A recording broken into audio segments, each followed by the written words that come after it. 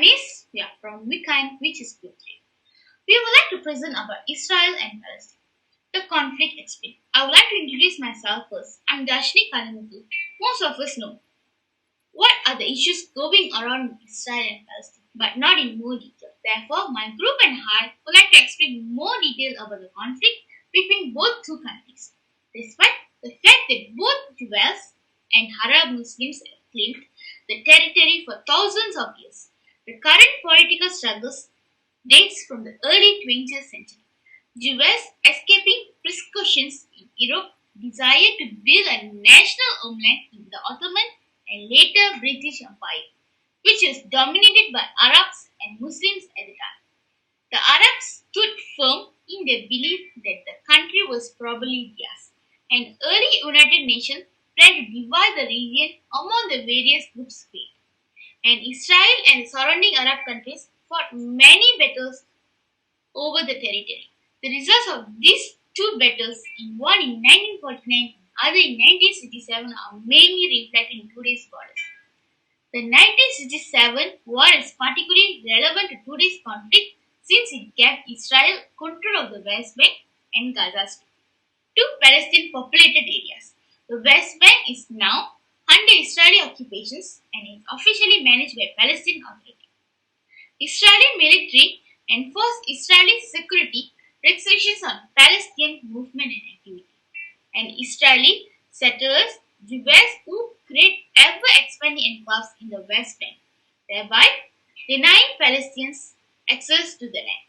Gaza is ruled by Hamas, an Islamist fundamentalist group, and is subject to an Israeli embargo but not a military occupations. The so-called two-state solution, which was established Palestine as an independent state in Gaza and most of the West Bank while leaving the rest of the land to Israel, is currently the most popular method to resolving the conflict. Though the theory of the two-state solution is apparent, the two sides are still strongly opposed and how to make it work in practice. A one-state solution in which the entire territory becomes either one huge Israel or one big Palestine is an alternative to a two.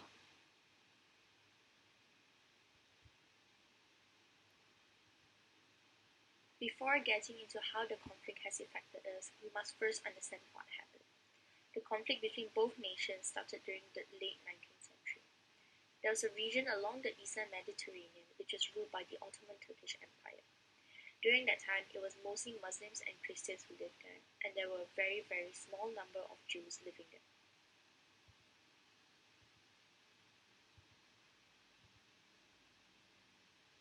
At the same time, the Jews who were living in Europe were joining a movement called Zionism.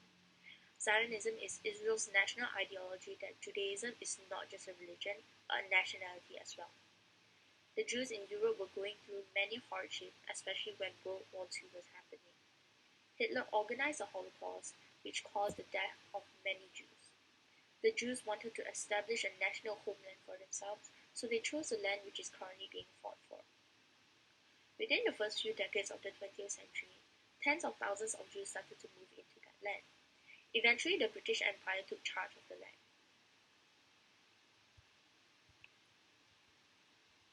So during 1919 to 1948, the land was known as the British Mandate for Palestine.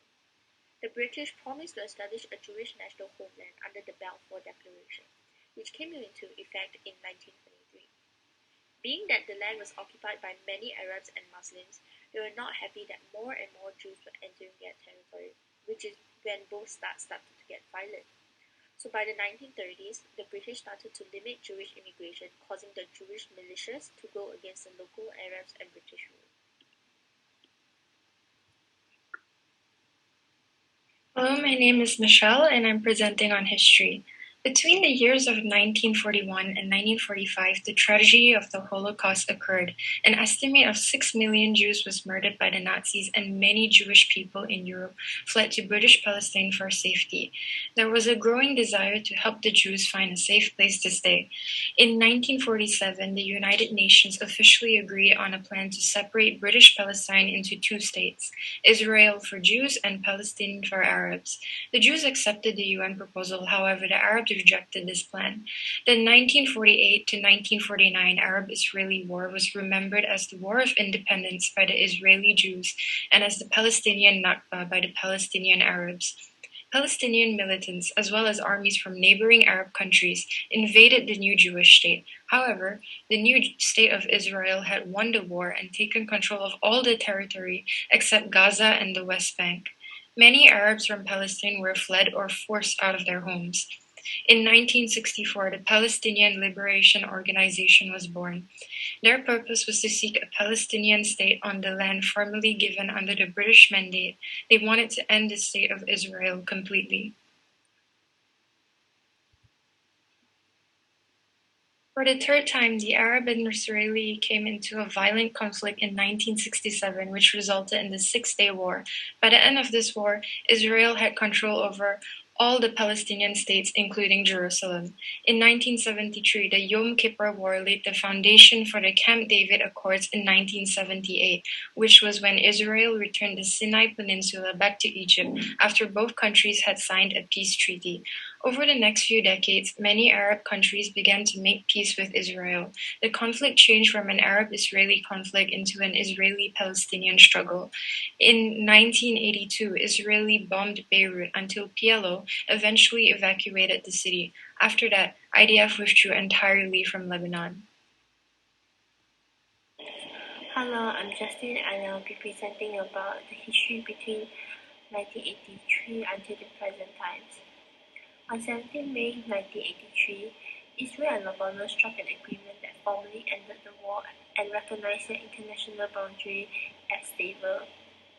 Then, in the following years, which is around mid-January of 1987, tear gas was used by Israeli security forces to disperse the Palestinian protests near the two extremely sacred mosques in the Haram al-Sharif.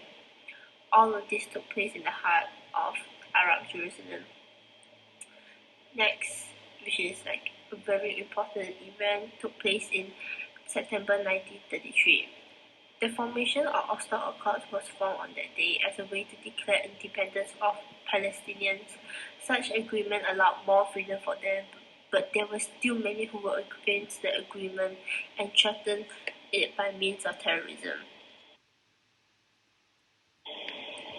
On February 25th, 1994, riots which led to massacres broke out, causing numerous casualties in both Palestinians and Jews. Such incidents were answered by Hamas, who carried out two terror attacks months after. On October 2000, since the Second Intifada in September, many attempts of suicide bombings were recorded and 164 succeeded while 450 were arrested. Bombings were targeted at Israeli intelligence and terrorism center 2006 as well as overcrowded areas such as buses, malls in Israel.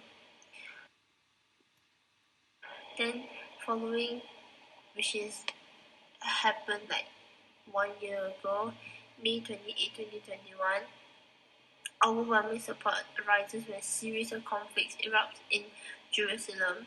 A series of events that supported will be shown on the slides. The survey shows that 52% of Americans supported the creation of an independent Palestinian state, 37% opposed, and 12% had no opinion.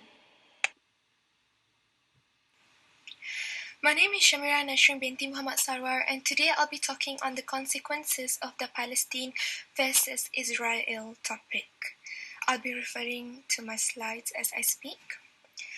Does human rights even exist when it comes to Palestinians? The never-ending process of bloodshed. Palestinians are brutally slaughtered in ways no one could imagine. Israeli settlers confiscating their lands, leaving the victims absolutely homeless and helpless. Horrendous racial and ethnic discrimination. All of these acts goes against basic human rights. Referring to my slide, it's 2022 and there's no end to the brutal ongoing battle that has cost the lives of millions of innocent souls. Palestinians are being suffocated. Remember George Floyd? Well, There's thousands of Palestinians who have died the same exact way and is still being tortured by the Israeli soldiers. Does anyone care? Nope, nobody cares. The whole world is silent despite knowing the truth. Do Palestinians not deserve freedom? Is it because the media once said they are not blue-eyed people? Is it because of white supremacy? Palestinians are humans just like us. It is devastating to see how their pain is just being disregarded. Till the river to the sea, Palestine shall be free. I'm sure we've all heard of that phrase, right?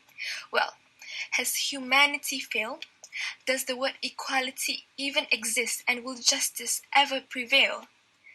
Muhammad Ghanem's mother, who was brutally killed and shot by Israeli soldiers' forces in Al Khadir village. First, she had to witness her own son being killed. After that, she was ruthlessly murdered. You either stand with the oppressor or you stand with the oppressed.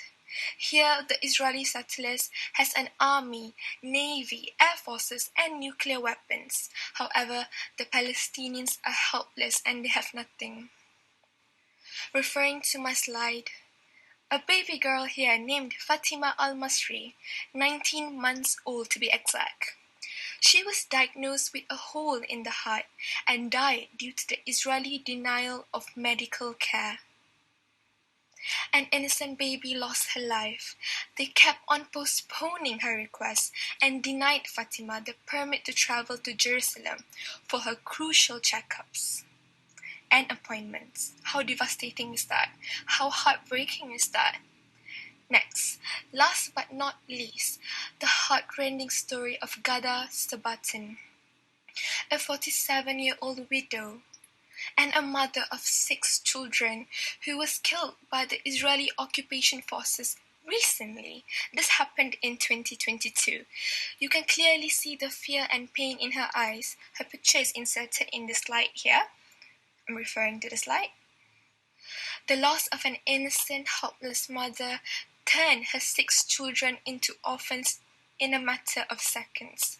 Now tell me, do the Palestinians not deserve their freedom? What happened to human rights? That's it. That's all from me. Thank you.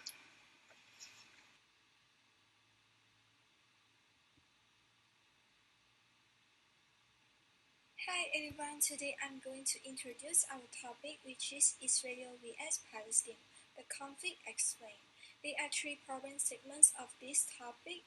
Firstly, the problem statement is multiple despicable media outlets have taken advantage of the vulnerability of the general public and tend to fabricate fake stories with false information to blind them towards the truth.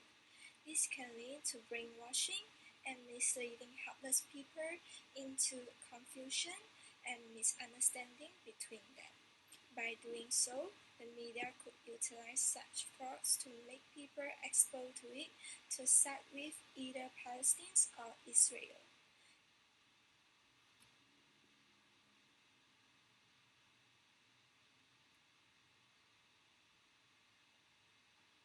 Hi everyone, Hi. The second problem statement is the conflict between these two nations has caused adverse effects in the world and has shown that many people's human rights have been violated and abused. It is essential to discuss the aftermath of the conflict and what should be done to mitigate the damages done. Lastly, it is important to get the viewpoints of the public on whether or not they think it is a pressing human rights issue, because propaganda has been dehumanizing to the people who are suffering throughout this conflict. Also, I'm going to talk about our research objective of this topic. The first research objective is the history of how the dispute between Palestine and Israel started. Then, the research objective is consequence and effect the conflict has on human rights today. Finally, the research objective is viewpoints of people regarding this conflict.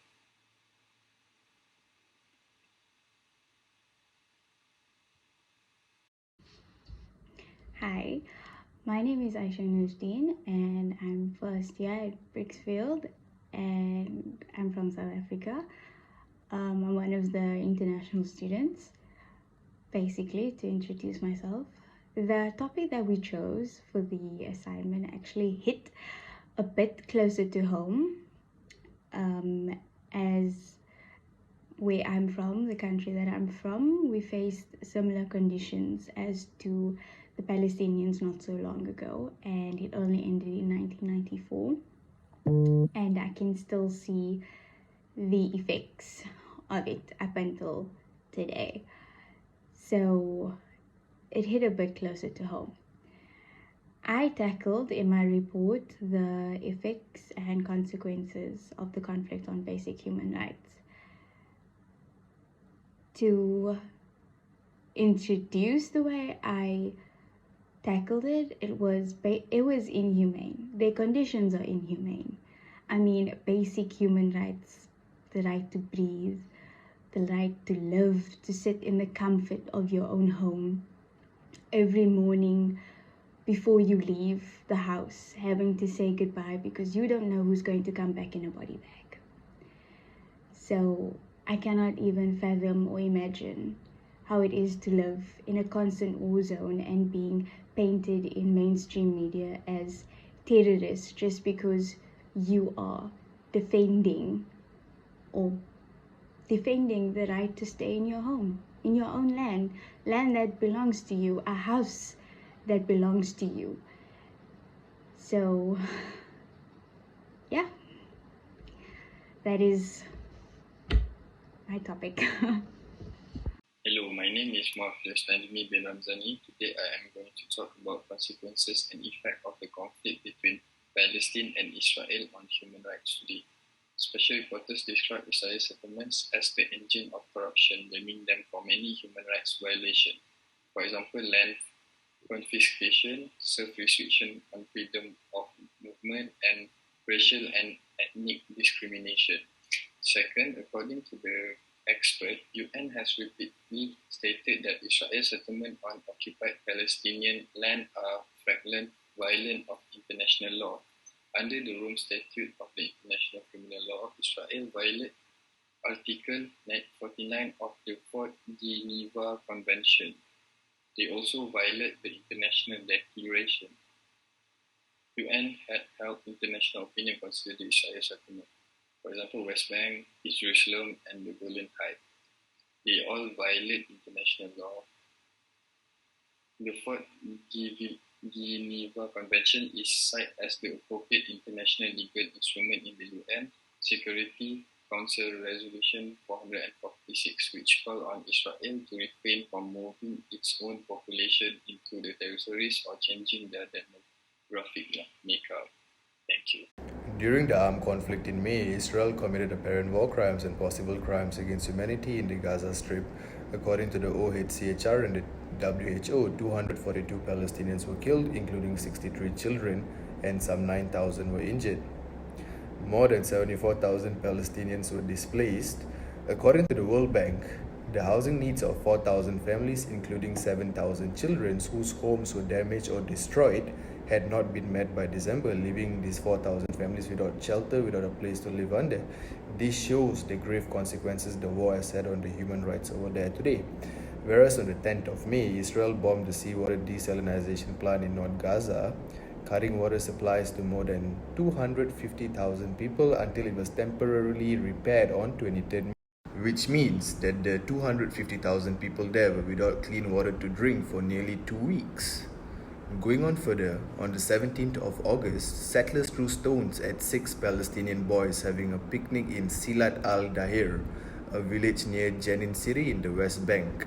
They then rammed their car to 15-year-old Tahir Zabidi, and according to his testimony to Israeli human rights organization BT Salem, the authorities there beat him and tied him to a car bonnet. Israeli soldiers arrived and transferred the unconscious boy to a Palestinian ambulance that his family had called. However, no arrests have been made to today. These facts shows the grave consequences the Israel-Palestine war has on human rights, which is unfortunately on a serious decline, even today, as no serious effort has been made for any reparation between the two nations. That's all. Thank you. Hi, my name is Aurelia, and I'll be focusing on the viewpoints of people in regards to the Israel v Palestine conflict. My point will be based off the Malaysian viewpoint of it. So, a survey was actually made by us and sent out to Malaysians to see what they think about the whole conflict. The majority of Malaysians do stand with Palestine, with a slight difference in opinions in regards to the conflict. Majority of which actually suggest that it is about land, and another slight difference is in regards to if and when the conflict will come to an end. The majority of the Malaysians actually do suggest that the conflict is in regards to land, and another slight difference is in regards to if and when the conflict will even come to an end. So the majority agrees to the conflict about the disturbance not ending anytime soon. When asked what the best solution is to resolve the conflicts, Malaysians express that the land should indeed be split and a solid understanding of both countries is required, or even a peaceful negotiation could potentially help resolve the conflict. I'm Ima Ahmad and I'll be presenting some more viewpoints gathered within the survey. When asked most of the Malaysians why there is an ongoing conflict between Israel and Palestine, most of them agrees that this issue is regarding land, but there are also much more other and deeper issues that are leading by that. A greater percentage actually believes that the best way to end this conflict would be unity and understanding of both countries, such as coming to an agreement as per the original UN proposal. To conclude, many of the respondents actually believes that this conflict is both inhuman and barbaric, and citizens of both the countries are losing their basic rights due to this fight between two countries. Hi, I'm Nishantani Vidyanathan. Today, I would like to share some international views about the Israel and Palestine conflict. According to the United States, they mentioned that they will support Israel because the country has the traditional diplomatic solution that will reconcile the competing claims of the two parties. According to the ex-president of the US, Trump took a different approach by accepting Israel's aspirations to unify 30% of the West Bank under his rule while allowing Palestine a limited state choice, provided that Israel recognizes the legitimacy of its political leadership. Joe Biden wanted to affirm the proposal of the Trump administration for the peace in the Middle East and focus on the Middle East to Indo-Pacific, but the recent escalation in Israel and Palestine ruined this plan. In response to escalating violence, Biden has emphasized to support the US about Israel's security and legitimate right to protect themselves. He did not see excessive reactions by Israeli forces in Gaza. Other than that, according to China and Russia, they found so many innocent people died in the war just because of the bad situation between the two countries. Israel failed to call in a coalition government, and Palestine decided to postpone parliamentary and presidential election, fearing losing in the race to the opposition party. The chances of a settlement between the two countries are very slim. Meanwhile, the UN requests the two countries to make a serious decision immediately, and most of the countries support this. Russia and China was very firm to have a more neutral stance on this conflict. Russia and China always share a common attitude towards the UN as a cornerstone of global political architecture. Lastly, according to the Mid-East countries, the age and partisans' views are different for the two-state solution. The majority of people say it is possible for an independent Palestine state to coexist peacefully with Israel. And now I would like to pass it on to the next speaker. Thank you. My name is Dashani Nair, and today I'll be presenting on the viewpoints of famous people regarding the issue of Israeli and Palestine. The Israel-Palestine conflict has gripped the attention of leading public figures and celebrities, including the boy band One Direction member Zayn Malik. Many have stated their viewpoints on the issue via their social media. Just like them, Zayn Malik has showed solidarity with Palestine. He supported their resistance to colonization. As a show of his support to Palestine, Zayn Malik tweeted #Free Palestine to his 13 million followers at 8:31 in the morning on 28th of July 2014. But the next morning, the one phrase #Free Palestine by him was retweeted nearly 120,000 times. Zayn Malik's support for the Palestinians on the ongoing war provoked heated responses from fans, both for and against the boast. As a consequence of his tweet, he had received death threats from Israeli fans. There were also suggestions from many to kill himself. However, Malik is not the only high profile celebrity to voice his support for Palestine. Other celebrities include Gal Gadot and Rihanna. Their posts have been heavily criticized too on social media. Their comments on this issue were met with mixed reactions online, with many criticizing Gadot for pushing Israeli propaganda and some slamming Rihanna for taking an apparently neutral stance. As we have seen, there is a lot of tortures and inhuman acts went on and still going on there for the sake of land which have seen only bloods of innocent souls.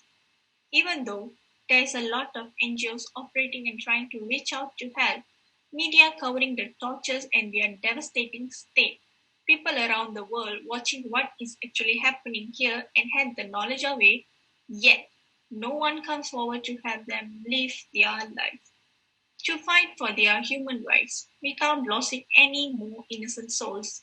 They are still ending their lives full of despair, traumas that may haunt them forever, even if they live in another part of the world, and yet no hope given or shown rather than keep praying for better days to arrive. At the end of the day, the world closes its eyes on these suffering souls without stepping forward daringly to help them out. The violence and the screams will make your hands stand up and send chills down your spine. Even these are giving us nightmares. Just imagine what they are going through now. Let us see whether there is any help coming forward to relieve them from this pain. Thank you.